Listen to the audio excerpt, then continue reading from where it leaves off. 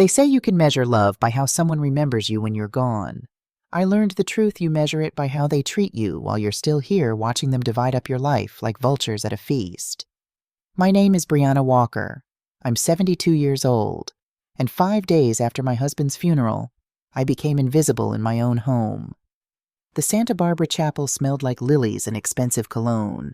Harold's casket's solid mahogany brass handles polished to a mirror shine sat beneath a spray of white roses.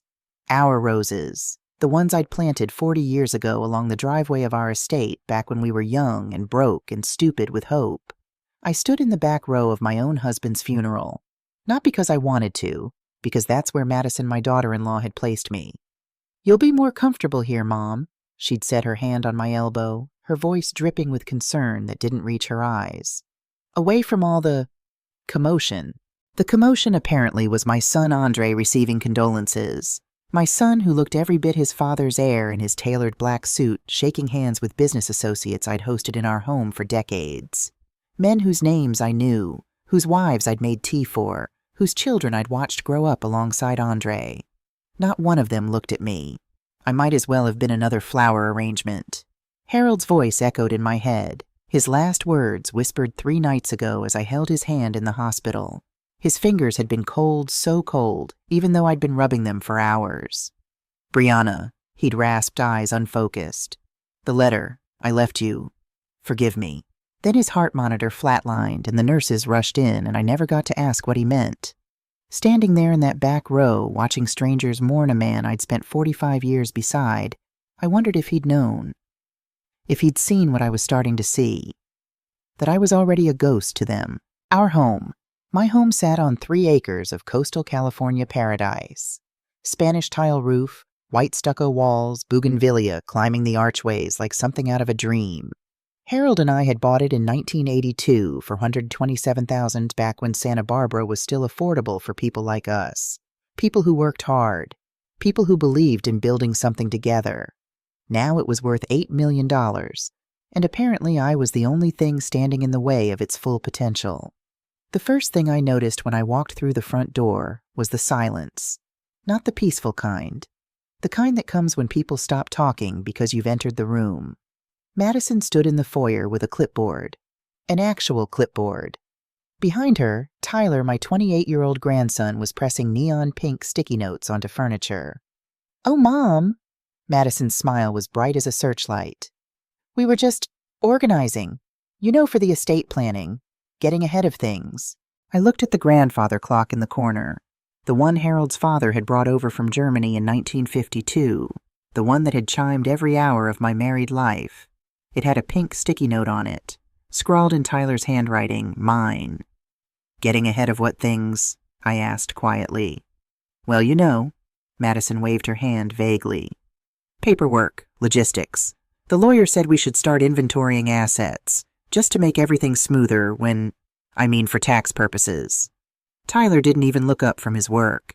He'd moved on to the leather armchair, Harold's chair, the one he'd sat in every evening to read the newspaper. Another sticky note. Emily, my granddaughter, appeared from the dining room with her phone out using some kind of room-scanning app. "Oh, hey, Grandma," she said absently. "Sorry, I'm just taking measurements. For the remodel." "Remodel. Once you're settled somewhere else," Emily said, still focused on her screen. "Mom says we'll probably go modern farmhouse. Open concept. These walls are so dated. These walls held 43 years of family dinners. These walls had pictures of Andre's first day of school, his college graduation, his wedding. These walls had absorbed the sound of Harold's laughter, the smell of my Sunday roasts, the echo of Tyler and Emily playing hide-and-seek as children. But apparently they were dated. "Where," I said slowly, "do you think I'm going to be settled?" Madison touched my arm, that same too light touch like I might break, or like she was afraid I might be contagious. "We'll talk about that later, Mom. You must be exhausted. Why don't you rest? We'll handle dinner." They ordered sushi. Not from any restaurant we'd ever been to as a family. From some new place Madison had found on Instagram, the kind with a wait list and a password. It arrived in sleek black boxes with gold accents arranged like art on the dining table I'd set for 43 Thanksgivings. No one asked what I wanted. No one mentioned that I don't eat raw fish, something Harold had known, something we'd laughed about on our honeymoon in Japan when I'd tried it once and spent the night miserably sick. But Harold was gone, and with him apparently went anyone's memory of who I was. I stood in the kitchen doorway watching them. Andre at the head of the table, his father's seat still warm. Madison to his right, already planning, always planning. Tyler and Emily on their phones, half present, half scrolling. "Mom," Andre noticed me. For a moment, just a flash, I saw something in his eyes. Guilt, uncertainty. But then Madison touched his hand and it was gone. "Did you want to join us?" he asked. Before I could answer, Madison stood. "Oh, you know what, Mom's probably tired. Let me fix you a plate." She disappeared into the kitchen and returned with a paper plate. A paper plate in a house full of china we'd collected from every anniversary trip we'd ever taken, piled with the sad remains of the complimentary miso soup. "Here," she said brightly. "You can eat in the sunroom. It's quieter, more peaceful." The sunroom, where we used to store beach toys and gardening supplies. I took the plate. I didn't argue. I've learned that arguing with people who've already decided you don't matter is like screaming into the ocean.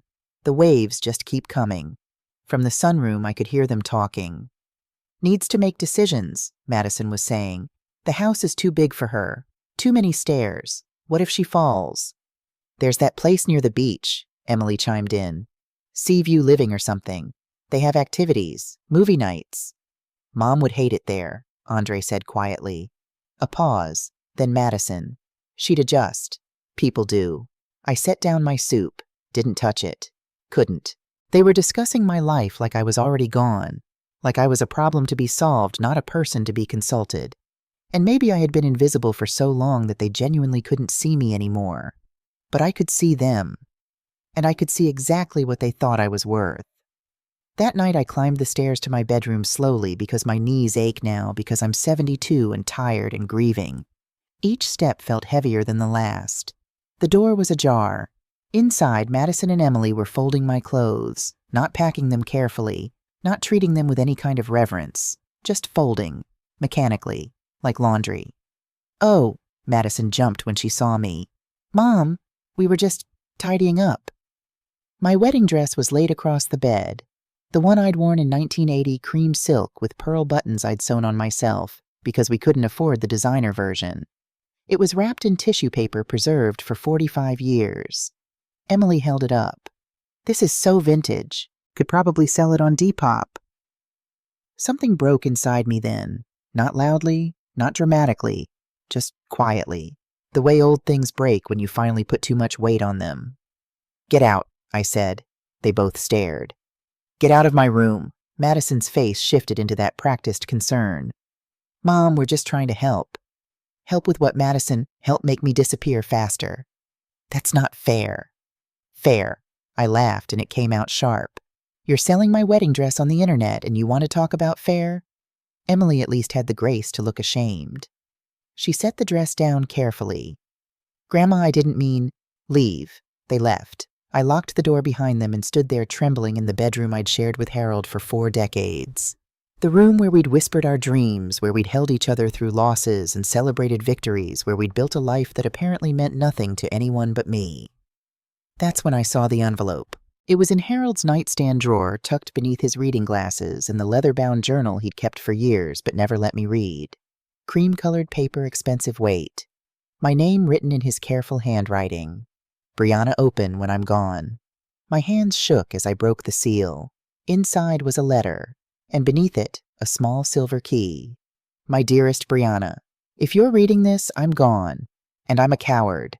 For 45 years you stood beside me, not behind me, not in my shadow, beside me, equal, essential, the foundation of everything I built. But I never told them. I never told anyone. In 1998, when the company was drowning and I couldn't sleep, couldn't eat, couldn't see a way forward, you sold your grandmother's jewelry. The pieces you swore you'd pass down to our grandchildren. You sold them and saved us, and you never asked for credit. Never asked for recognition. You just said use it. Build something beautiful." So I did, and I let the world think it was all me. In 2008, when the market crashed and the board wanted my head, someone left a proposal on my desk. 47 pages of pure genius. No signature, no return address. Just a handwritten note, trust the process. I knew it was you. Your handwriting, your mind, your heart. I presented it as my own. The board called me a visionary. Forbes wrote an article. I got a corner office with a view of the ocean.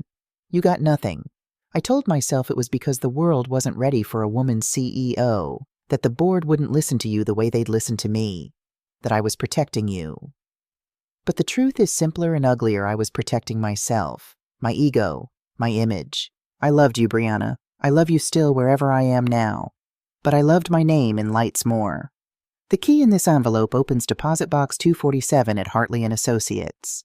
William knows you're coming. Inside, you'll find proof of everything, every dollar you invested, every idea you contributed, every sacrifice you made. You've spent 45 years invisible by choice. It's time to be seen. Forgive me if you can. Fight for yourself if you can't. I should have been brave enough to do this while I was alive.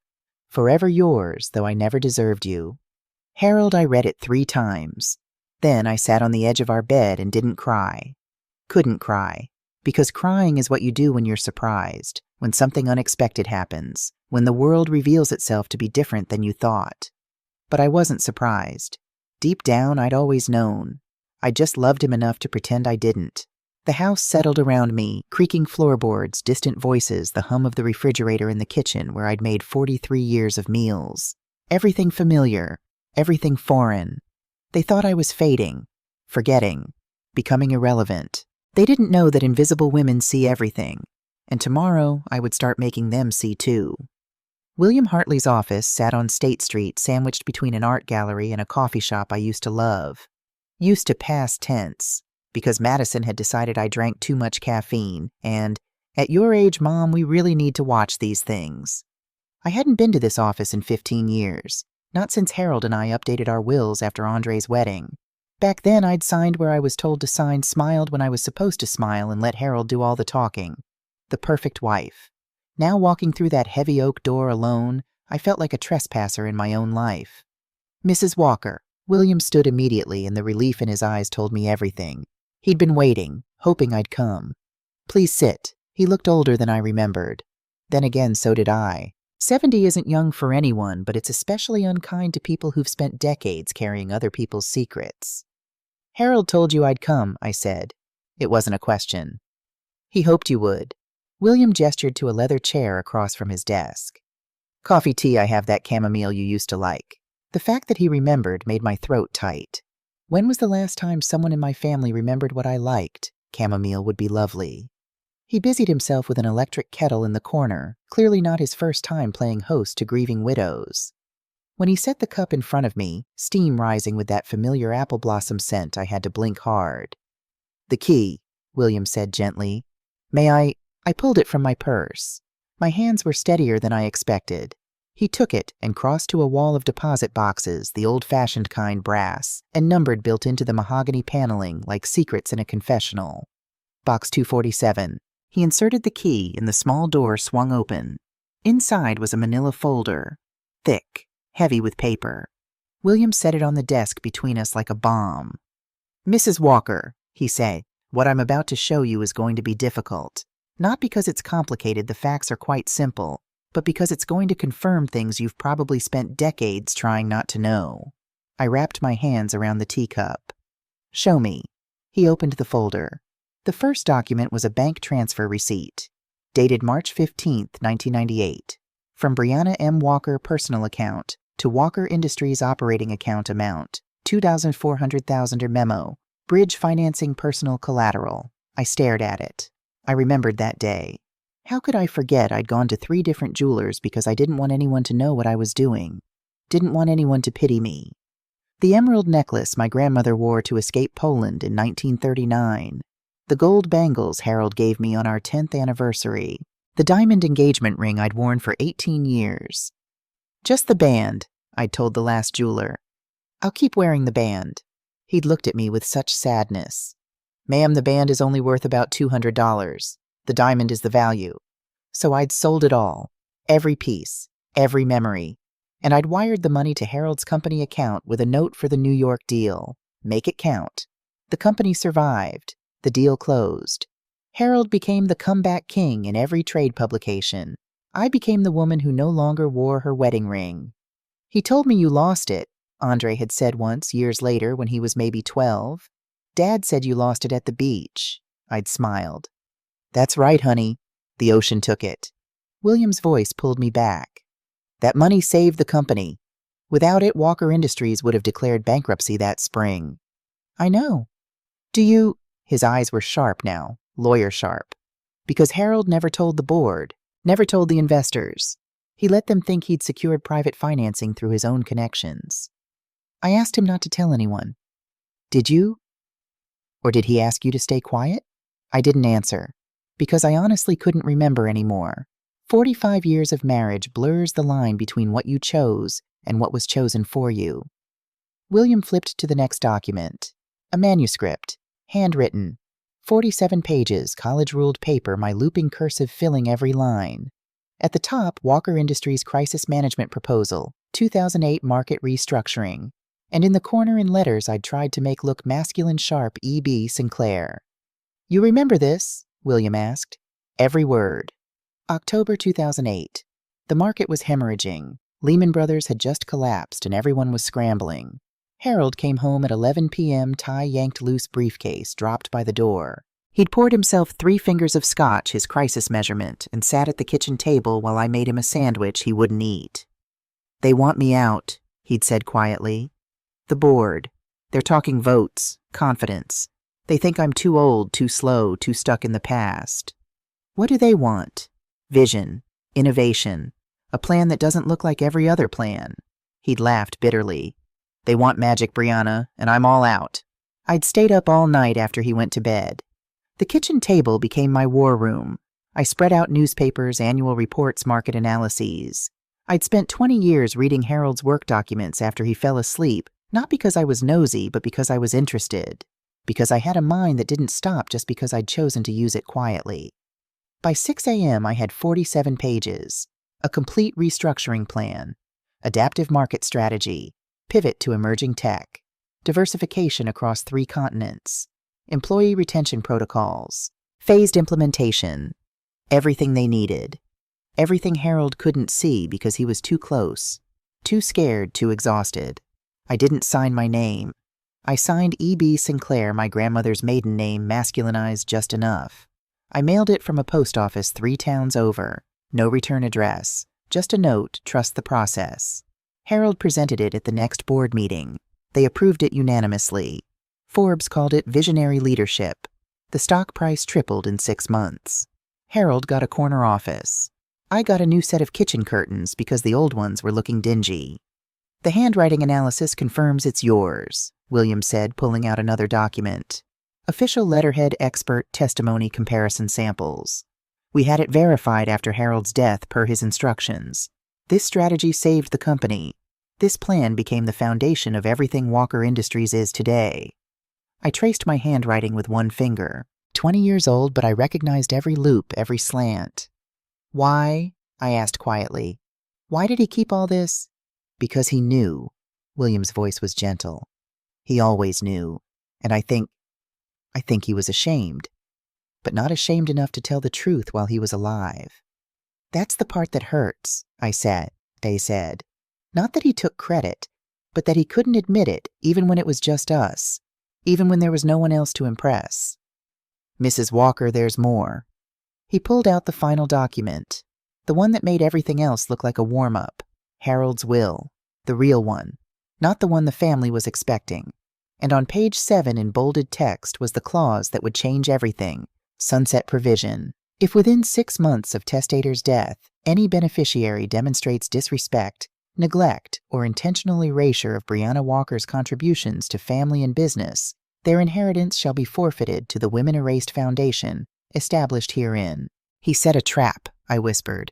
He set a test, William corrected. Harold knew Andre. He knew Madison. He knew exactly what they'd do the moment he was gone. He was watching from beyond the grave. More than that. William opened a drawer and pulled out a small recording device. Old-fashioned, the kind Harold used for business memos. He asked me to give you this, said you'd know when to play it. I held the recorder like it might explode. Not yet, I said. Not yet. I went home that afternoon with a plan. Not revenge. That's what Madison would do, something petty, something obvious, something that would make her feel powerful in the moment, but hollow in the morning. No, I had something better, patience. I would give them a chance. 1 month, 30 days to see if maybe, just maybe, they'd realize on their own what they were doing. If they'd look at me, really look and see something other than an inconvenience. It was more than they deserved. But I'd spent 45 years being more than I needed to be. Old habits die hard. I started keeping a journal. A real one, not the cheerful gratitude journal Madison had given me last Christmas. Studies show it helps with memory, Mom. This one was honest, raw, a courtroom record of my own disappearance. Day 3, Madison measured my bedroom for her home office, asked if I'd mind moving to the guest room, just temporarily. Guest room has no closet. Where does she think my clothes will go day 5? Tyler asked if I'd donate my jewelry to his girlfriend. She loves vintage stuff, and you don't really wear it anymore. How would he know? He hasn't looked at me in 2 years. Day 8, Emily posted family photos on Instagram. Caption, missing Grandpa today. I'm in 3 of the photos. She cropped me out of all of them. Day 12, heard Madison on the phone with a realtor. Once my mother-in-law is settled elsewhere, we're thinking full renovation. Probably list it next spring. 8 million easy. I wrote it all down. Times, dates, direct quotes, evidence. By day 15, I realized the truth. They weren't going to wake up. They weren't going to have some sudden epiphany and apologize. This was who they were. This was who they'd always been. And I'd just been too busy loving them to notice. On day 16, Andre finally spoke to me directly. We were in the kitchen, me making soup, of course, him grabbing a protein shake from the fridge, new habits from Madison's wellness coach. He paused. Mom, are you okay? Such a simple question. Such a loaded one. Why do you ask? You're just quiet. More than usual. I stirred the pot. Lentils and carrots, Harold's favorite. Old recipe. Old life. I'm thinking about your father. Yeah? He leaned against the counter. For a moment, he looked like the boy I'd raised. Before business school. Before Madison. Before he learned that efficiency was more important than empathy. He'd want you to be happy, you know. Would he? Of course. Then why did he leave me a letter apologizing for making me invisible? Andre froze. What? Nothing, I said softly. Never mind. But I'd planted the seed. And seeds, I've learned, have a way of growing in the dark. Day 28. 2 days before I'd planned to call William and tell him I was ready to proceed. But Madison forced my hand. She called a family meeting. Those 2 words have never meant anything good. Family meetings are where people tell you what they've already decided, then ask if you're okay with it, like your opinion matters. They gathered in the dining room. The formal one. Madison at the head of the table. Harold's seat, my seat, anyone's seat but hers. Andre to her right, looking uncomfortable. Tyler and Emily on their phones, barely present. And me standing in the doorway like a stranger. Mom, Madison's smile was blinding. Come sit. We want to talk to you about something exciting. I sat, at the opposite end of the table, the farthest point from all of them. So Madison began pulling out a glossy brochure. We've been doing research and we found this amazing place, Seabreeze Senior Living. It's right on the coast, gorgeous views, and they have incredible amenities. Movie nights, book clubs, Tai Chi. You want to put me in a nursing home. It's not a nursing home, she said quickly. Too quickly. It's independent living. Very upscale. Some of the residents are quite prominent. How prominent do you have to be to deserve your own house? Silence. Emily looked up from her phone. Tyler shifted uncomfortably. Andre finally spoke. Mom, it's not about deserving. It's about safety. This house is big. Lots of stairs. What if you fell? I've lived here for 43 years without falling. But you're getting older, and you're getting greedier.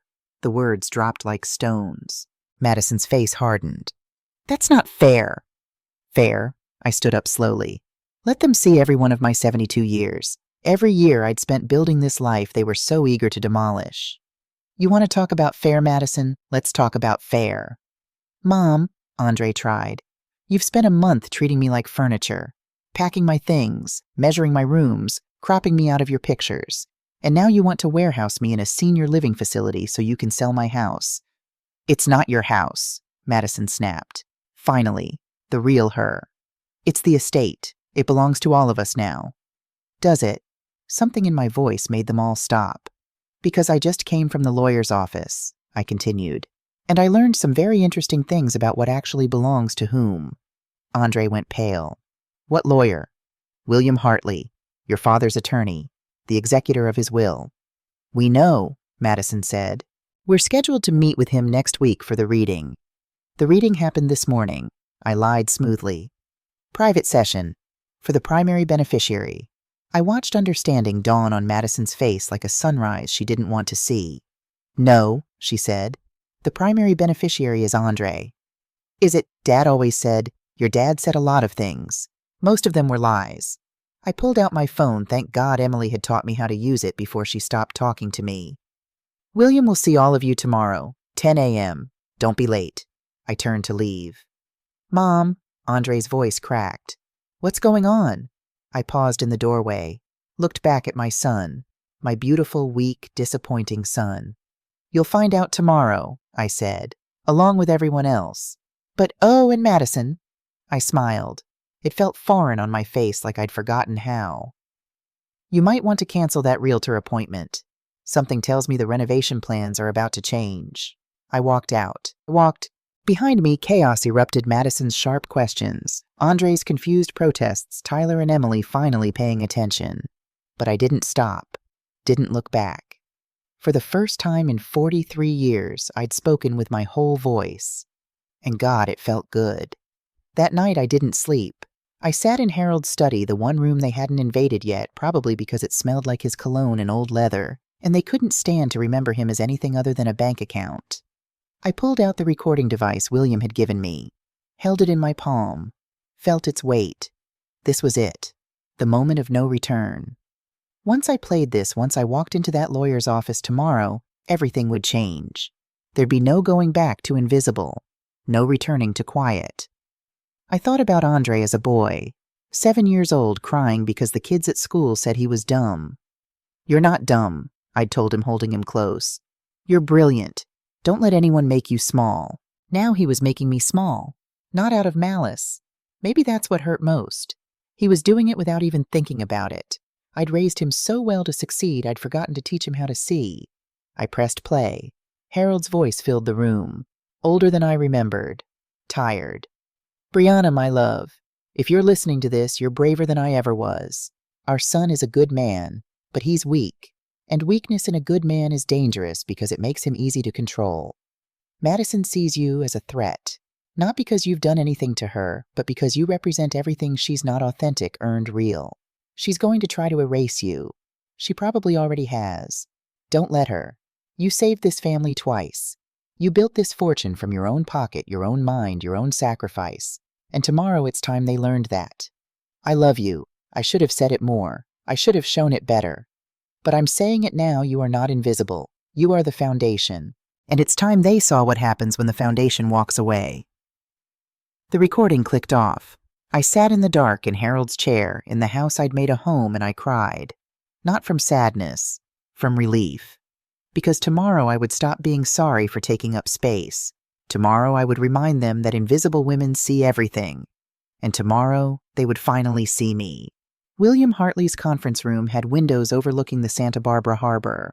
I watched sailboats drift across blue water while my family filed in behind me, their footsteps uncertain on the polished wood floor.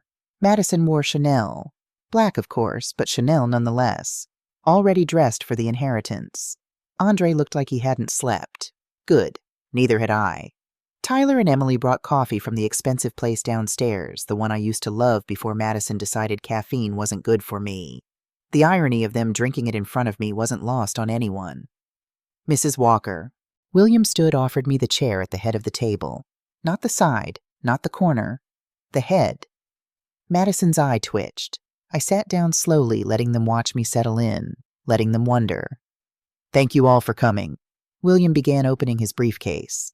Today we'll be executing the last will and testament of Harold James Walker, dated January 15th, 2025, and revised. He paused meaningfully on February 28, 2025, just 2 weeks before his passing. Revised. Andre leaned forward. Dad revised his will 2 weeks before he died. He did. William pulled out a leather-bound document.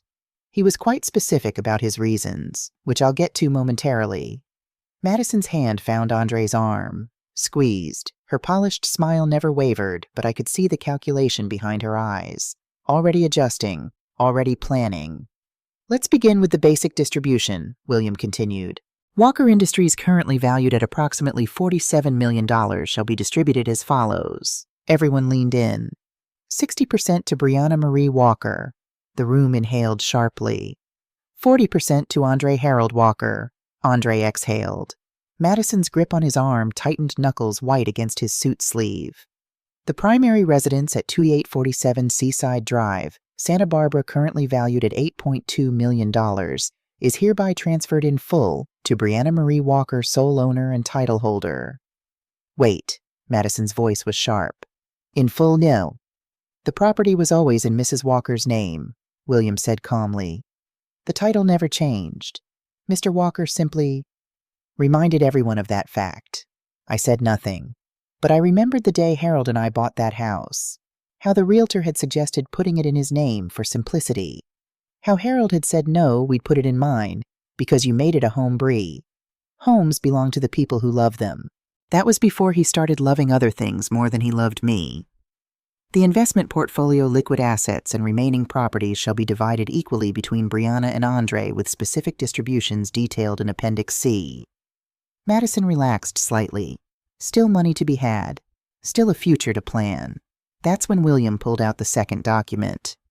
However, he said, and that one word dropped like a stone into still water. There is a conditional clause. Mr. Walker was very specific about this. He read slowly, clearly, letting every word land. If within 6 months of my death, my son Andre Walker or his immediate family members demonstrate disrespect, neglect, intentional erasure, or failure to acknowledge Brianna Walker's foundational contributions to this family, and Walker Industries Andre's 40% share shall be forfeit. Said shares will transfer immediately to the Women Erased Foundation, established herein with an endowment of $20 million. Silence. The kind that rings in your ears. Madison stood up. That's not legal. You can't put conditions like that on an inheritance. I assure you it's entirely legal. William's voice was ice. Sunset clauses are common in estate planning. Mr. Walker had very specific concerns about how his wife would be treated after his death. Concerns? Andre found his voice. It came out small. What concerns? William opened a manila folder. My journal. The one I'd kept for the past month. The one I'd given William yesterday. Would you like me to read the entries? William asked me gently. I shook my head. I'll do it. I took the journal. Opened to a random page. My handwriting looked shaky on the paper, evidence of late nights and fresh grief and the particular loneliness of being erased by people you love. Day 8, I read aloud. Emily posted family photos from Harold's 70th birthday. I'm in 6 of them. She cropped me out of all 6 before posting. Caption: missing Grandpa, as if I'm already gone. Emily's face went red. Grandma, I didn't mean... Day 12. Overheard Madison on the phone with a realtor. Quote, once my mother-in-law is settled elsewhere, we're thinking full renovation. Probably list it next spring. $8 million easy. Madison opened her mouth. Closed it. Day 15. Tyler asked if I'd donate my jewelry to his girlfriend. Said I don't wear it anymore. I sold that jewelry 27 years ago to save his grandfather's company. How would he know no one ever asked? I closed the journal, set it on the table between us. 6 months, William said quietly. Mr. Walker gave you 6 months to see what was right in front of you. We didn't know, Andre said. His voice cracked. Mom, we didn't know about any of this. Know about what exactly? I asked. That I'm a person, that I have feelings, that I built this family as much as your father did. About the money, the company. You thought I was just the wife. I stood up. My knees ached, but I stood. The suit maker, the decorator, the woman who existed to make Harold look good. William pulled out another folder, thicker than the first. Mrs. Walker, he said, would you like me to present the evidence, or would you prefer to tell them yourself? I looked at my son, really looked at him, saw his father's eyes, my mother's chin, and absolutely no understanding of what he'd lost until this moment. I'll tell them, I said. I walked to the windows. looked out at the harbor at the boats drifting in water that had been here long before us and would be here long after. March 1998, I began. Your father's company was drowning. The banks refused to extend credit.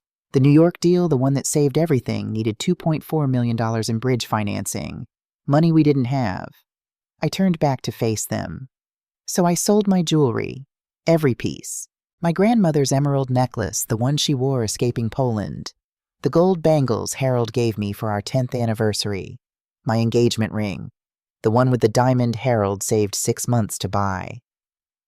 Andre's face went pale. Mom, you said you lost it at the beach. I lied. Because your father asked me to. Because admitting his wife saved his company would have made him look weak. I laughed and it came out bitter. God forbid anyone know that Harold Walker needed his wife for anything other than hosting dinner parties. Madison started to speak. William held up one hand. Let her finish. The company survived, I continued. Your father became the comeback king. Forbes wrote articles. Business schools taught case studies. Everyone wanted to know Harold Walker's secret. I pulled out the bank transfer receipt, set it on the table. This was his secret. Me. Tyler picked up the receipt, stared at it like it was written in a foreign language. $2.4 million. Grandma, how did you? My inheritance, my jewelry, my silence. I pulled out the next document. October 2008. Financial crisis. The board wanted Harold gone. They wanted Vision Innovation, something bold. The manuscript. 47 pages. My handwriting. So I gave it to them. I spent one night at the kitchen table writing this proposal. Complete market restructuring. The strategy that saved Walker Industries for the second time. I set it down in front of Andre. Watched him flip through pages, recognition dawning. This is the adaptive market strategy. This is foundational. Dad presented this to... He stopped, looked up at me. You wrote this. I wrote it. Your father presented it. The board approved it unanimously. The stock price tripled. Walker Industries became what it is today. But Emily's voice was small. Why didn't you say anything? Because your grandfather asked me not to. I pulled out Harold's letter, the personal one from the night he died. He said the board wouldn't respect a woman's ideas, that I should let him take credit, that it was better for the family if everyone thought he did it alone. I handed the letter to Andre, watched him read, watched tears gather in his eyes. He knew, Andre whispered. He always knew it was you. He knew. He just loved his reputation more than he loved honesty. That was twist 3. The painful truth that Harold wasn't a villain, wasn't even a bad man, he was just a weak one. A man who loved his wife, but loved the world's admiration more. Who wanted both the benefit of my mind and the glory of claiming it as his own. You can forgive a lot of things in a marriage, but being loved less than someone's image of themselves, that leaves a mark that doesn't fade. So here's where we are, William said, gathering the documents. According to the Sunset Clause, Mrs. Walker can choose to enforce it, which means Andre's 40% goes to the foundation. Or what? Madison demanded. What's the alternative? The alternative, I said quietly, is truth. I turned to Andre. My son, my beautiful, foolish, weak son who I loved despite everything. You have 2 choices, I told him. 1, accept the Sunset Clause, lose the 40%, walk away. His face crumpled. Or 2, publicly acknowledge what your father spent 45 years hiding. We restructure Walker Industries under a new name, Walker Industries. Equal recognition, equal partnership, even if one partner is gone. We tell the truth about who built this company. All of it. The money I invested, the strategy I created, the sacrifice I made. And we work together, I continued. You and me, running it the way it should have been run from the beginning. Honestly. Andre looked at Madison. She shook her head minutely. Don't. He looked back at me. And then my son did something I never expected. He stood up, walked around the table, and got down on his knees in front of me. Mom, he said, and his voice broke completely. I am so sorry. Andre, don't, Madison started. Shut up, Madison. He didn't look at her, kept his eyes on mine. Mom, I'm sorry. I'm sorry I didn't see you. I'm sorry I let her... He gestured vaguely at his wife. I let everyone make you disappear. I'm sorry I was too weak to stand up for you when Dad was alive, and too blind to see what he did to you. Tears ran down his face. My stoic businessman son crying like the boy who used to run to me when he scraped his knees. I choose you, he said. I choose the truth. I choose Walker Walker. I choose everything I should have chosen 30 years ago. I touched his hair. Still soft. Still my baby, even though he was 53 and going gray. Get up, I said gently. Get up, sweetheart. He stood. I stood. We looked at each other, really looked maybe for the first time since he was a child. This won't be easy, I told him. People will ask questions. There will be interviews, press releases, uncomfortable conversations. I know. Madison might leave you. He glanced at his wife. She was gathering her purse, her face a mask of fury and humiliation. I know, he said again. But you won't, will you? No, I said. I won't. Because that's what mothers do. We stay. Even when staying is hard. Even when our children don't deserve it. We stay because love isn't about deserving. It's about choosing. Every day. Even when it hurts. The press conference was held at the Walker Industries headquarters. The building Harold built with money I provided using strategies I wrote. Andre stood at the podium. I stood beside him. Thank you all for coming, he began. His voice was steady now, stronger than it had been in that lawyer's office. Today marks a new chapter for our company. Walker Industries is officially becoming Walker Walker Industries. Camera flashes. Murmured questions from reporters. This change reflects a truth we should have acknowledged 45 years ago, Andre continued. My mother, Brianna Walker, was not just the woman behind the man. She was a co-founder, an investor, a strategist, and the architect of the innovations that built this company. He stepped aside, gestured to me. I stepped to the microphone, looked out at the crowd of reporters, investors, employees. Some of them had known Harold. Some of them had never known me. I spent 45 years invisible, I said. Not because I had to be, but because I chose to be. I thought that's what love looked like, making yourself smaller so someone else could shine brighter. My voice didn't shake. It should have, but it didn't. I was wrong. Love shouldn't require erasure. Partnership shouldn't demand silence. And no woman should have to choose between being seen and being loved. I pulled out the last document, the one William had prepared, the one that made everything official. Walker Walker Industries will allocate 20% of annual profits to the Women Erased Foundation. We'll fund scholarships, business grants, and legal support for women whose contributions have been minimized or stolen. I smiled. Because I was lucky. I had proof. I had a husband who in the end tried to make things right. Not every woman does. So this is for them.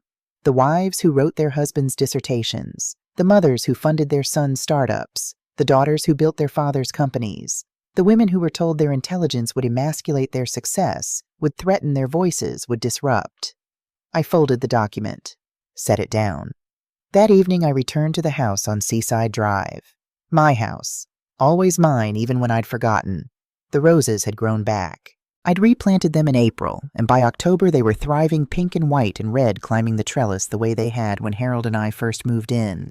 Tyler was there on his knees in the dirt, helping me water them. Grandma, he said quietly, can I ask you something? Of course. Why did you forgive us after everything we did? I sat back on my heels, looked at this grandson who'd spent a month labeling my furniture with sticky notes, who was now learning the difference between claiming something and earning it. Because forgiveness isn't about forgetting, I said. It's about deciding that the future matters more than the past. You made mistakes. You owned them. You're doing better. But we were so awful. You were thoughtless. That's different than cruel. I handed him the watering can. Thoughtless can be fixed. Cruel is forever. He watered the roses carefully, making sure not to splash the blooms. I'm sorry I didn't see you, he said. Before. I know. No, I mean... He struggled for words. I'm sorry I lived 28 years in the same house as you and never once asked what you thought. About anything. Business, politics, life. I just assumed you didn't have opinions. Or that if you did, they weren't important. And now? Now I realize you're the smartest person in the family. He smiled weakly. Kind of wish I'd figured that out before I almost lost everything. I touched his cheek. You didn't lose everything. You lost some money. That's all. Money comes back. Character doesn't. The sun was setting over the Pacific, painting the sky in colors Harold and I used to watch from the porch.